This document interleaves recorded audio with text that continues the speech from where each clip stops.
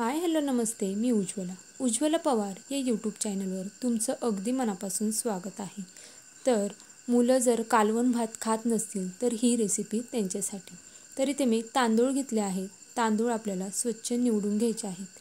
तांदळामध्ये बारीक खडे असतात, त्यामुळे ते व्यवस्थित अगोदर निवडून घ्यायचे आहेत। तर आता मी इथे सर्व तांदूळ व्यवस्थित निवडून घेतले आहेत। चॅनलवर नवीन असाल तर प्लीज एक लाईक एक सबस्क्राईब नक्कीच करा। नवीन यूट्यूबरसाठी तुमचं एक लाईक एक सबस्क्राईब खरंच खूप लाभ मोलाचं असतं। आता हे तांदूळ मी एका भांड्यामध्ये काढून घेतले आहेत। आता आणि इथे एका साईडला मी गॅसवरती कुकर गरम करायला ठेवला आहे। आपला कुकर गरम होतोय तोपर्यंत आपण तांदूळ 2 ते 3 पाण्याने स्वच्छ धुवून घ्यायचे आहेत। तर पाहू शकता इथे मी तांदूळ स्वच्छ धुवून घेत आहे। तर इथे मी तांदूळ 2 ते 3 पाण्याने स्वच्छ धुवून घेतला आहे। आता आपण हे साईडला ठेवून देऊया। आणि आता इथे आपलं कुकर देखील गरम झाला आहे। आता यामध्ये आपल्याला एक पळी तेल घालायचं आहे।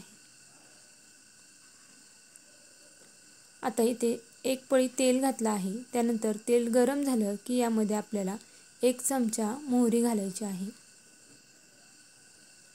मोहरी देखील तडतडली की यामध्ये आपल्याला 1 चमचा जिरे घालायचे आहे।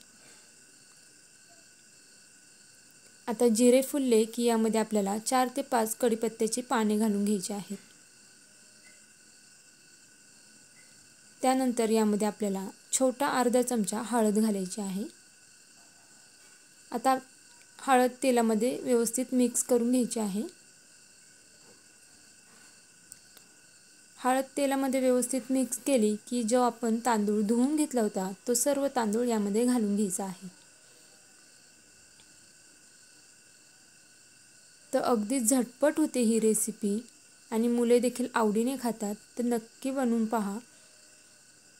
तर आता इथे सर्व तांदूळ मी कुकरमध्ये घालून घेतला आहे। आता ह्याला आपण व्यवस्थित तेलामध्ये परतून घेऊया। एक अर्धा मिनिट आपल्याला हे तांदूळ तेलामध्ये परतून घ्यायचं आहे। तर इथे मी तांदूळ अर्धा मिनिट तेलामध्ये व्यवस्थित परतून घेतला आहे। आता यामध्ये आपल्याला पाणी घालायचं आहे। जितपत तुम्ही तांदूळ घेतला आहे त्यानुसार तुम्ही पाणी घाला। आता इथे मी 1.5 ग्लास पाणी घालणार आहे। पाणी घातल्यानंतर आपण हे व्यवस्थित मिक्स करून घ्यायचं आहे।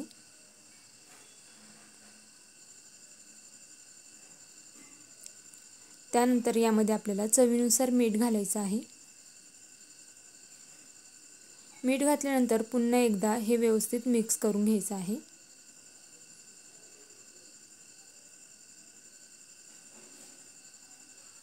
आता आपल्याला कुकरचं झाकण लावून याच्या 2 शिट्ट्या काढून घ्यायच्या आहेत। आता आपला कुकर होतोय तोपर्यंत तुम्ही अजून देखील चॅनलला लाईक आणि सबस्क्राईब केलं नसेल तर प्लीज एक लाईक एक सबस्क्राईब नक्कीच करा। आता पाहू शकता कुकर मी बंद केला आहे 2 शिट्ट्या काढून आणि कुकर व्यवस्थित थंडसुद्धा झाला आहे। आता आपण कुकरचं झाकण काढून घेऊया आणि भात व्यवस्थित मिक्स करून घेऊया। तर कलत्याच्या साहाय्याने आपल्याला हा भात व्यवस्थित मिक्स करायचा आहे। तर या पद्धतीने जर तुम्ही भात बनवला तर मुलं कोरडा भात खाणार नाही। कालवण भात त्यांना आवडत नाही तर ते कोरडा भात खातात। तर या पद्धतीने भात बनवला तर मुले आवडीने खातील।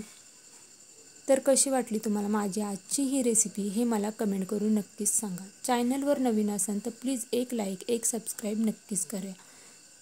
भेटूया उद्या एक अशाच नवीन रेसिपीसोबत। तोपर्यंत सर्वांनी काळजी घ्या। बाय।